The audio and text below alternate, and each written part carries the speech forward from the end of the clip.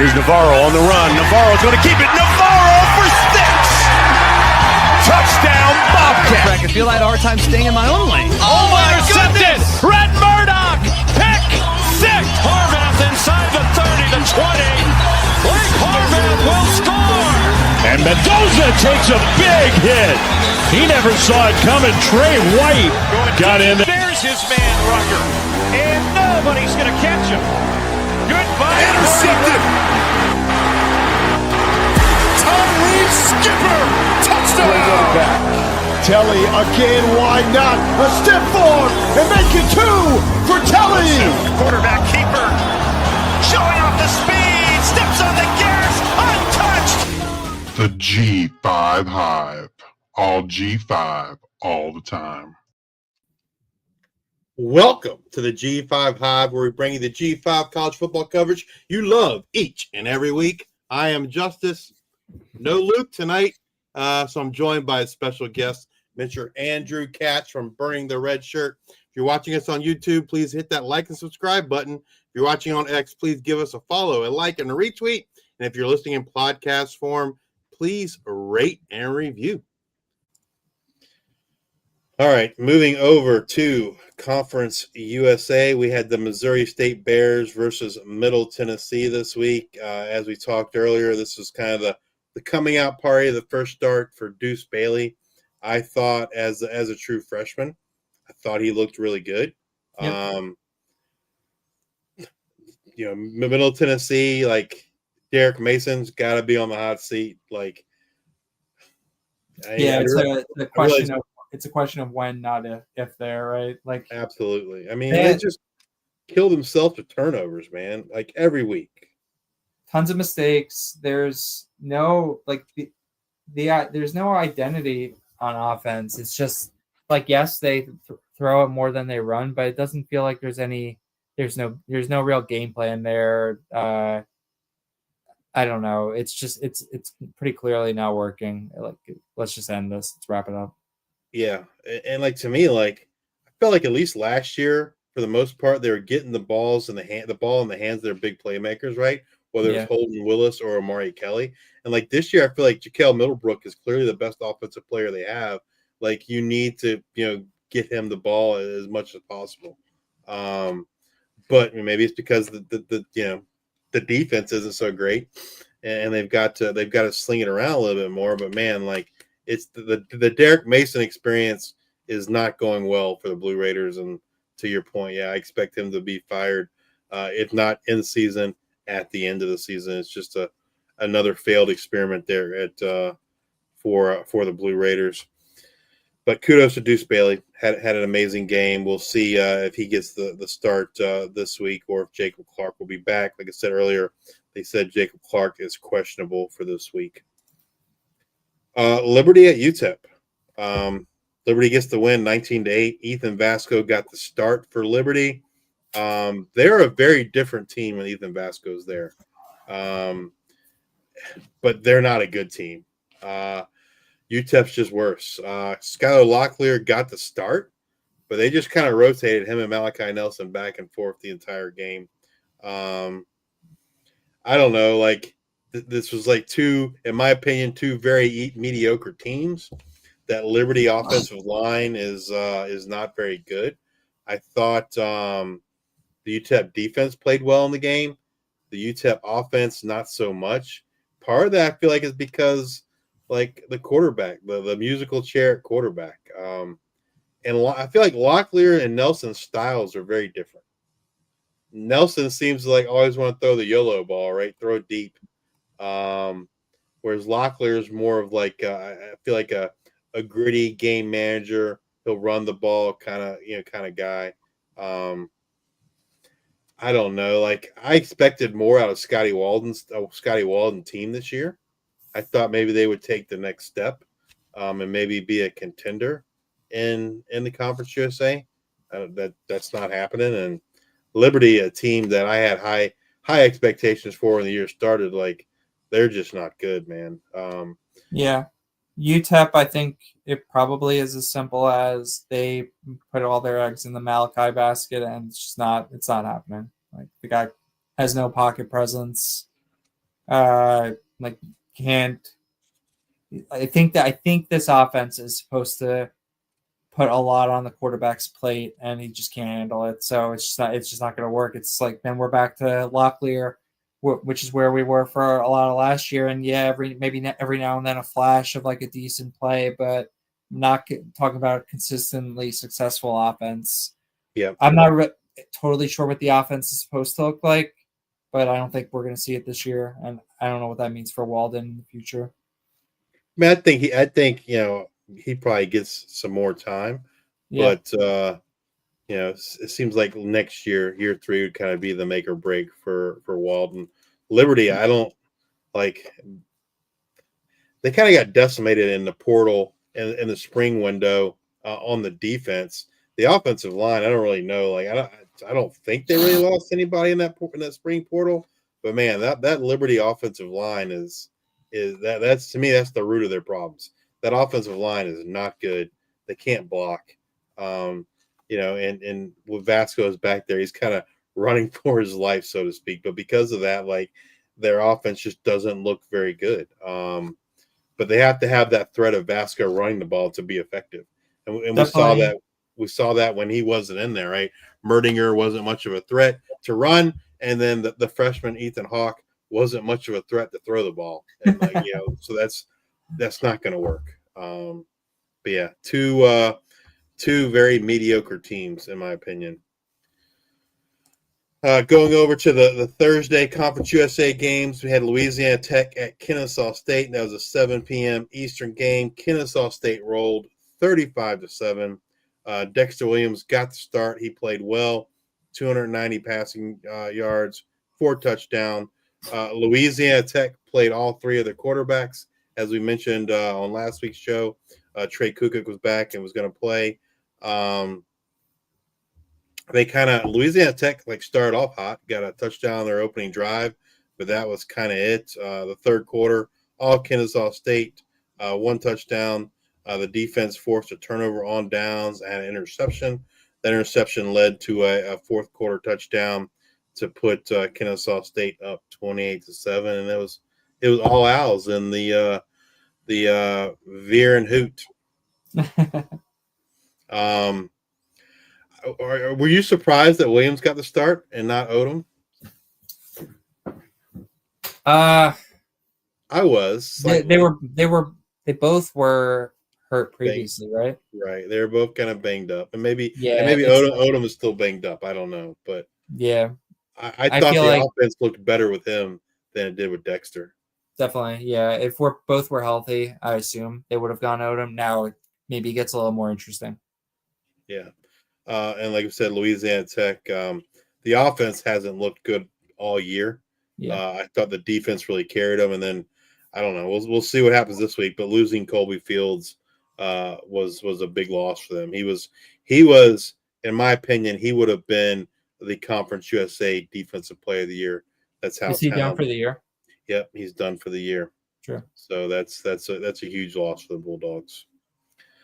All right, this next game, in terms of the score and the game, really shocked me. Jacksonville State at Sam Houston. That was an 8 p.m. game Thursday night. Jacksonville State won 29-27. I was surprised this game was that close. Jacksonville. Did you get eyes on this? I did. I did as well. Jacksonville State did what I expected them to do in terms of just keep feeding Cam Cook.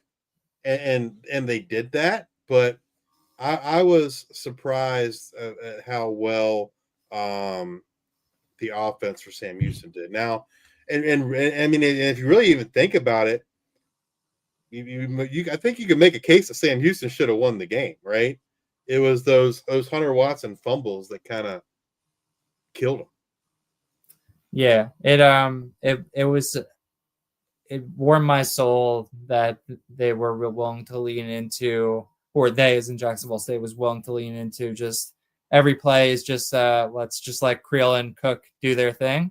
Right. Creel is so fun. I'm happy that the spirit of Rich Rod is at least still at Jacksonville State, and it feels like Sam Houston State from a game plan perspective is finally starting to just like willing to go back to just like lean into what Hunter Watson does well. Instead of trying to force them into this like spread throw and actually like progress through reads, like try and play that game. Just let Hunter Watson run the Hunter Watson system, and I think that's why this game was close.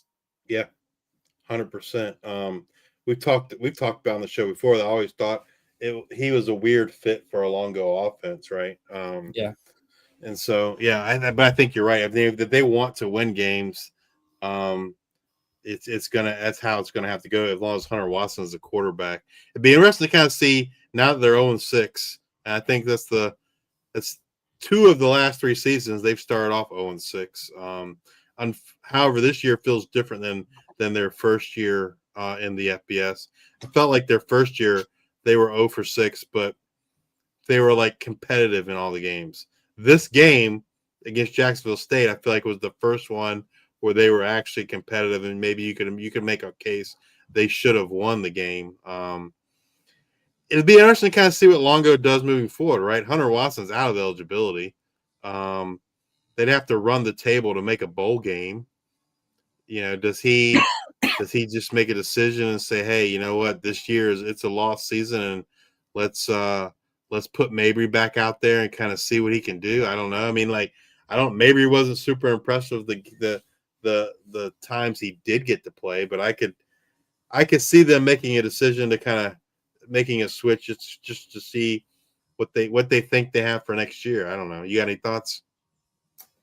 I haven't had the pleasure of watching Mabry yet. I've heard it was not so great. I have so much respect for how Hunter Watson will just like that dude is such a leader, such a winner, will put the whole team, the whole school on his back and do whatever it takes to try and win the game. So I don't want to see that guy sitting on the sidelines for the remainder of his college career. I want to see him get a chance to leave it all out on the field and get some victories for Sam Houston. So personally, that's what I would like to see. All right, let's move over to the Week 8 games in Conference USA. Tuesday night, tomorrow night, 7 p.m. Eastern, we got New Mexico State at Liberty.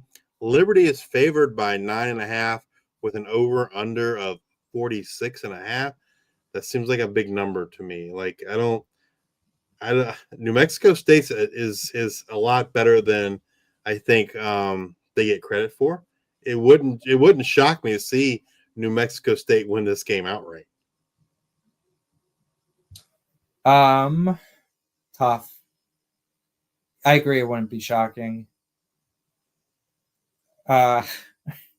Liberty the offensive line is just so bad, man. Like, yeah, I've really been enjoying this first week of CUSA midweek games. Like, was really enjoyable for me, not for the least of reasons because my bets went really well. But I feel like you put these two teams in a game, like what outcome would really surprise me? I don't know. I think that either team has the potential to come out, play really flat, and if the other team does not, then they could win by like 20 plus points. That's true. I mean, but it feels like, I don't know. It feels like this is going to be a close game to me. I do not like Liberty in that spread of 9.5. I think their offensive line is just too bad to justify that against a team like New Mexico State. Like, it's not like they're playing it. I don't know. Like, if Liberty was going to be favored by that many points, it feels like it would need to be against like an FCS team for me. I don't even like if the Sam Houston that we saw last week showed up, I wouldn't think they would be favored that many against Sam Houston. I don't know. I like New Mexico State in this game. I think Logan Fife gets them to the win. I think the New Mexico State defensive line is a decent defensive line. Jamal Thompson Jr.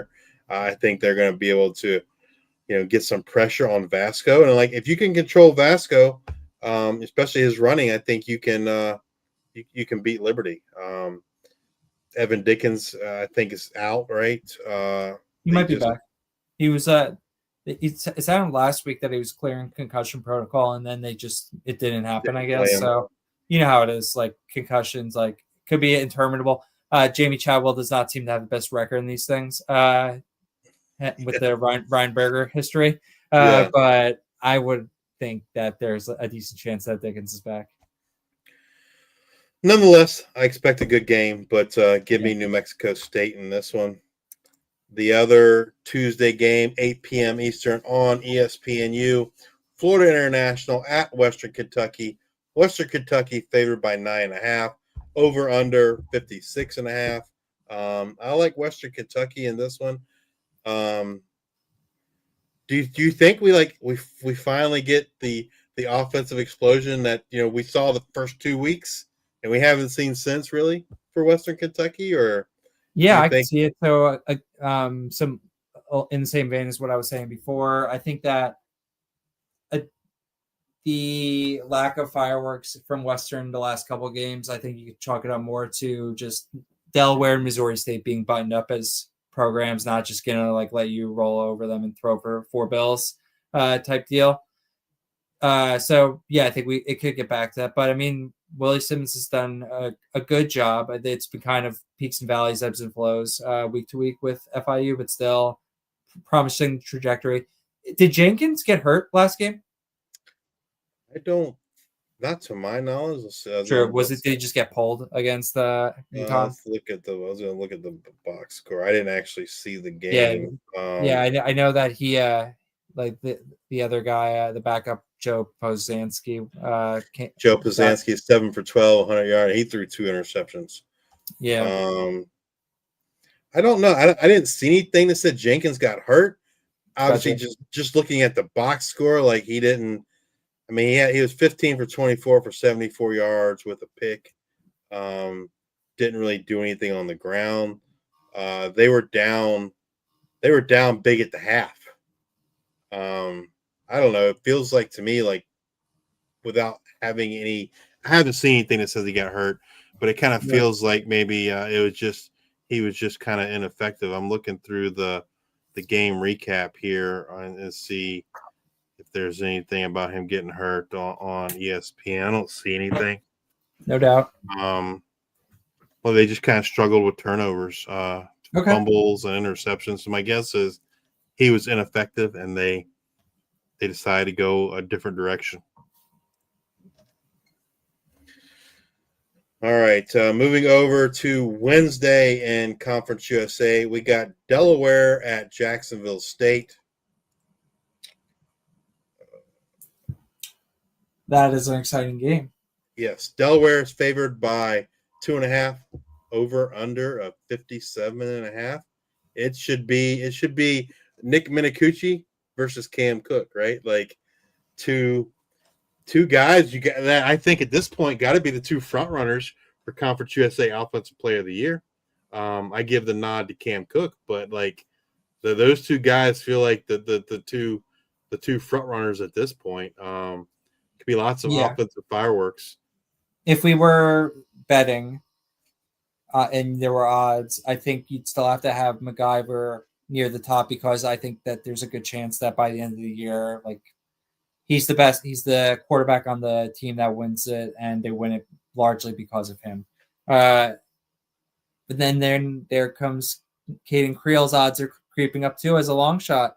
He took over midseason, but hey, I think he gets Jacksonville State to a bowl game, and like that, he ran for only 124 yards, right on like 23 carries or something. But I think maybe not this week against like a good Delaware team, but he's like with that amount of opportunity, he's gonna have games where he runs for 200 the rest of the year. Like I'm really bummed I only have him on one team. I would love to. There's like a few G5 guys that, looking back on it, like I wish I had been on more on top of waivers and just paid whatever it costs. Like I would love to have Creel.